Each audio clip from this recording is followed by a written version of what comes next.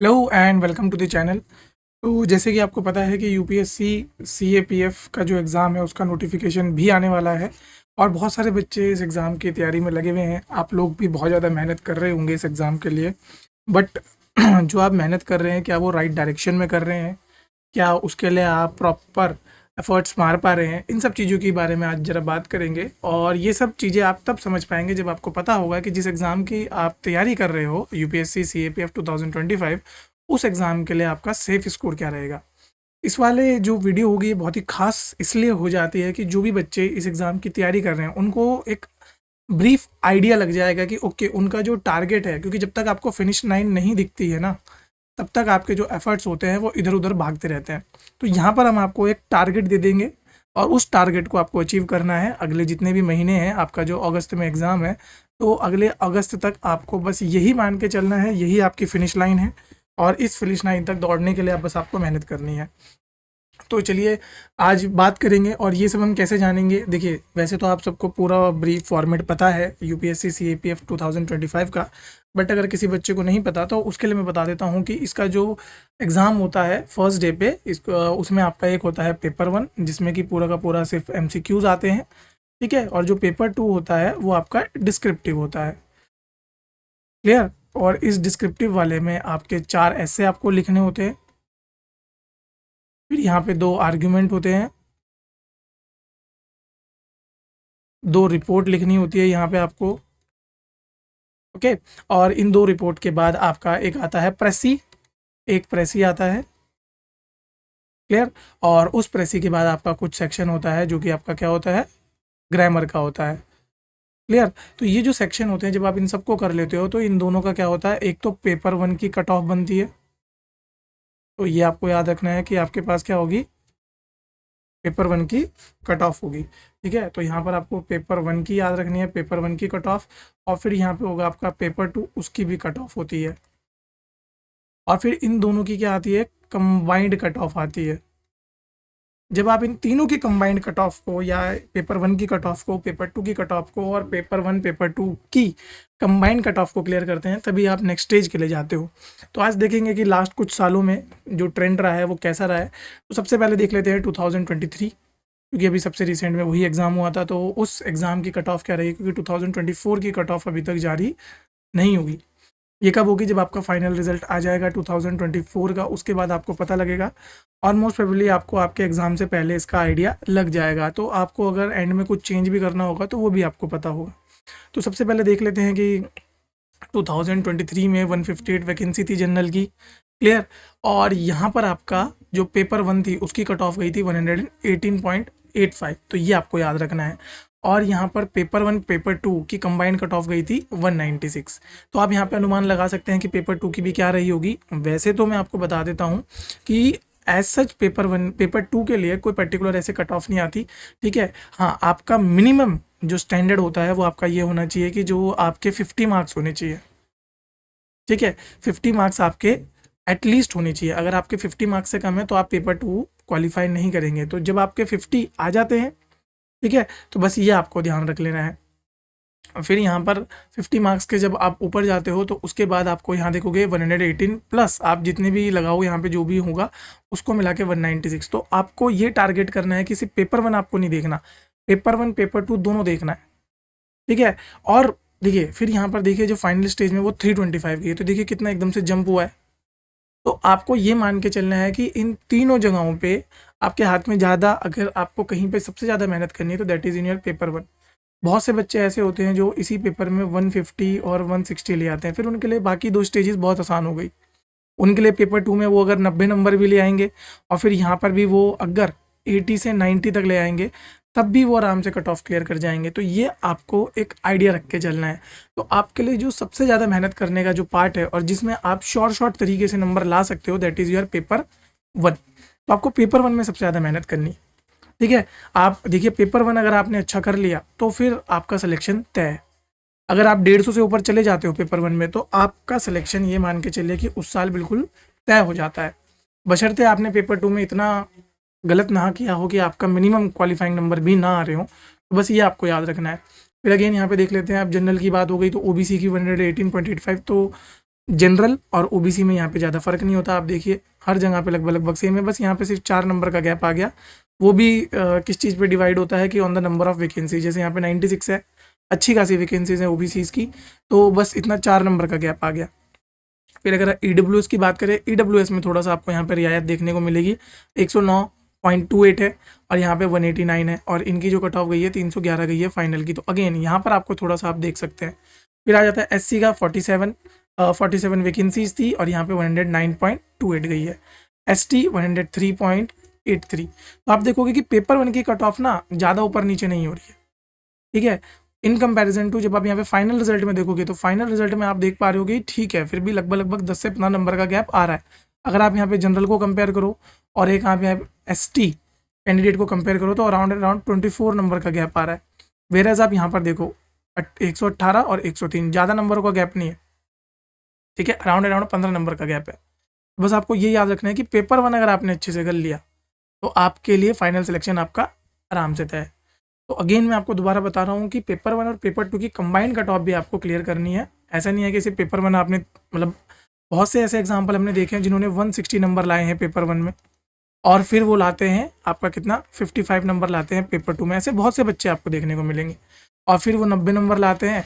तो यहाँ पर एक क्या होता है कि चांसेस तो हैं, बट चांसेस क्या हो जाते हैं, ग्रिम हो जाते हैं। फिर आप एंड में फाइनल रिजल्ट के टाइम आप टेंशन में आ जाते हो कि मेरा होगा कि नहीं होगा, मैं अंदर होऊंगा कि बाहर होऊंगा। तो वो ना हो आपके साथ, तो आपको पेपर 1 और पेपर 2 में भी बराबर मेहनत करनी है। और इन सब के लिए हम आपके लिए कोर्सेज वगैरह तो लाते ही रहते हैं। साथ साथ आप देखोगे कि हमारा जो चैनल है एस डिफेंस करके, आप उसको ज्वाइन कर सकते हो। उस पर आपको इन सब चीज़ों के बारे में अच्छे से डिटेल में पता लग जाता है। क्लियर? तो आप उस वाले हमारे टेलीग्राम चैनल को भी ज्वाइन कर सकते हो। फिर हम बात कर लेते हैं 2022 की। तो यहाँ भी अगेन देखिए पेपर 1 की कट ऑफ 135। तो ऐसा नहीं है कि बिल्कुल पेपर 1 की कट ऑफ बहुत कम जा रही है, देखिए 135 तो बहुत हाई गई थी। मतलब ये मान के चल सकते हो कि सबसे ज़्यादा कट ऑफ जो गई थी वो इसी टाइम गई थी 2022 में, ठीक है। फिर यहाँ पे पेपर 1 और पेपर 2 की कंबाइंड कट ऑफ है 221।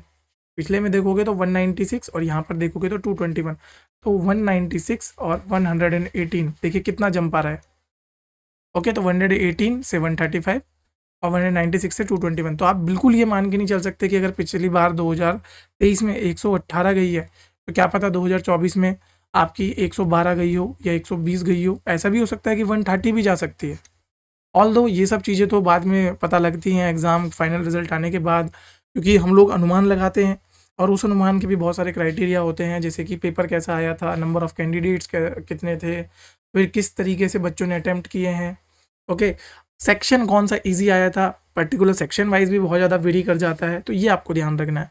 तो आप एक अगर रफ मार्जिन मान के चलें, हाईएस्ट से हाईएस्ट कट ऑफ आप मान के चलें तो 138 मान लीजिए कि 138 या 140 का आंकड़ा तो आपने छूना ही छूना है किसी भी हालत में। किसमें? पेपर 1 में। अगर आप पेपर 1 में 140 चले जाते हो तो आप इतना मान सकते हो कि आपका पेपर 1 क्वालिफाई हो रहा है। फिर आप पेपर 2 में एटलीस्ट 90 या फिर 95 नंबर एटलीस्ट लाने की सोचिए। अगर आप 90 से 95 ला रहे हो तो यानी कि आपका पेपर 1 और पेपर 2 मिला के आपका जो फर्स्ट स्टेज है वो क्लियर हो जाएगा, ठीक है। सेकंड स्टेज में कोई नंबर मिलते नहीं, क्योंकि दैट इज़ ओनली फिजिकल और मेडिकल होता है। फाइनल वाले में आपको फिर इंटरव्यू में नंबर मिलते हैं। अगेन यहाँ देखिए 345 और 2023 में कितनी गई है 325, तो आराम से 20 नंबर का डाउन आया था। और ये सब क्यों हुआ था? क्योंकि 2023 का पेपर ठीक ठाक टफ आया था, 2022 के मुकाबले तो अच्छा खासा टफ आया था। और अगेन आप देखिए 2024 का पेपर 2023 से भी एक लेवल आगे था। तो ये भी हो सकता है कि 2024 की जब कट ऑफ आए वो 110 के लगभग गई हो, ठीक है। तो ऐसा भी हो सकता है, बट अगेन मैं आपको बोल रहा हूँ कि हम सिर्फ आपको अजम्पशन बता सकते हैं और ये सेफ स्कोर आपको बता सकते हैं कि आपको एटलीस्ट 140 तो जाना है। तो मेरे हिसाब से तो हमेशा रिकमेंडेड रहता है 140 तो आप एटलीस्ट टारगेट करके चलो, ठीक है। 150 160 वो हो जाएगा कि आप एक अच्छी स्टेज में आ जाओगे, एक स्टेबल स्टेज में आ जाओगे। तो अगर आपकी प्रिपरेशन अच्छी खासी हुई है तो देन तो फिर आपके लिए टारगेट होना चाहिए 150 से 155 के लगभग। और अगर आपने अभी भी तैयारी शुरू करी है तो फिर भी मतलब अभी भी ज़्यादा देर नहीं हुई है। अभी भी अगर आप बिल्कुल एकदम से 6th गियर में अगर आप अपनी प्रिपरेशन करोगे तो अराउंड 140 तो आप आराम से पहुंच जाओगे। अगेन ईडब्ल्यूएस की देखो तो इस साल मतलब 2022 में बिल्कुल चेंज नहीं है। ईडब्ल्यूएस और ओबीसी में भी देखिए लगातार तीनों की सेम आई है। 221 221, यहाँ पे थोड़ा चेंज आ गया, 329 और 345। देख रहे हो सिर्फ एक नंबर का गैप था, एससी में 120 और एसटी की 112। तो यहाँ पे थोड़ा सा मतलब वेरिएशन देखने को मिला है, यहाँ 196 और यहाँ 314। क्लियर, एससी की 313। तो वो गेन नंबर ऑफ वैकेंसीज पे डिपेंड करता है। एक्स सर्विसमैन की हम यहाँ पे इसलिए बात नहीं कर रहे क्योंकि number of vacancies ex serviceman की बहुत कम होती है। जैसे 2023 में आप देखोगे सिर्फ 36 वैकेंसीज थी, वो आपको ध्यान रखना है। ओके, फिर हम बात कर लेते हैं 2021 की। अगेन 138। देखो लास्ट 3 साल में यानी कि 2021, 2022 और 2023 आपकी जो कट ऑफ है वो डाउन आई है, और अगेन मुझे अभी भी लगता है कि 2024 में भी और डाउन आएगी। ठीक है, तो 138 यहाँ पे देखिए 226 पीछे से कंपेयर करोगे तो 221, और यहाँ देखिए कितनी चली गई 226। फाइनल सिलेक्शन 345, यहाँ भी कितने में हुआ है 345 में हुआ है। तो ये आपको ध्यान रखना है। 138 अगेन EWS OBC में कोई चेंज नहीं है। पेपर 1 आपका यहाँ भी इजी आया था, तो ये गेन ये मैं बता रहा हूँ क्यों, क्योंकि ये सब एग्जाम हमने खुद दिए हैं, खुद देखे हैं, तो हमको पता है कि 2021 2022 इजी आया था, 2023 हार्ड आया था, 2024 और भी हार्ड आया था। अब 2025 देखने को मिलेगा कि भैया हार्ड आएगा कि इजी आएगा। बट अगर हार्ड आएगा तो ऑब्वियसली बात है कट ऑफ नीचे जाएगी, इजी आएगा तो कट ऑफ के बढ़ने के चांसेस होंगे। तो अगेन वही मैं बोल रहा हूँ कि ये सब नॉलेज जब आप ग्रैप्स कर लोगे उसके बाद आपको एक पार स्कोर सेट करना है, और मेरे हिसाब से रिकमेंडेड स्कोर हमेशा ये रहता है कि 140 तक तो एटलीस्ट आप जाओ ही जाओ। ठीक है, 140 तो आपको क्या है करना ही करना है किसी भी हाल में। क्लियर, अगेन यहाँ पे AWS 326 339, तो ये आप याद रख लेना। आगे बढ़ते हैं, पेपर 1 2022 की कट ऑफ 117। तो अगेन देखिए 2020 का पेपर अगेन टफ था। ठीक है, तो 117 अगेन। अब यहाँ पे जरा इसको एक बार देख लेते हैं कितनी थी 118, तो इससे भी कम गई है कट ऑफ। और अगेन मैं आपको बोल रहा हूँ कि क्या पता 2024 में और भी कम गई हो, क्योंकि जिन जिन लोगों ने एग्जाम दिया था उन सबको पता है पेपर टफ था। 2020 का पेपर उस समय के हिसाब से टफ आया था, मतलब 2019 के मुकाबले टफ आया था। अगेन यहाँ पे 205 और 325। देखो जो एग्जैक्ट सिलेक्शन रेशियो हुआ था, मतलब एग्जैक्ट सिलेक्शन नंबर जो कौन से ईयर में थे 2023 में थे, वही 2020 में थे। तो आप ये मान सकते हो कि 2020 में देखो 325 पे हुआ था, 2021 में 345 पे हुआ था। तो क्या पता पेपर इजी दे और कट ऑफ जंप कर जाए। अगर ट्रेंड ही लेना है, पैटर्न ही नोटिस करना है, तो ये भी नोटिस कर सकते हो। EWS का 110, OBC 117, SC 101.34, ST 99, क्लियर 197, 205, 186, 181। तो ये आप देख सकते हो। 319 पे OBC में सिलेक्शन हुआ, 305 पे EWS में सिलेक्शन हुआ, SC के लिए 297 और ST के लिए 293। तो आप देख पा रहे होंगे कि अच्छा खासा ट्रेंड आपको यहाँ पे देखने को मिल रहा है।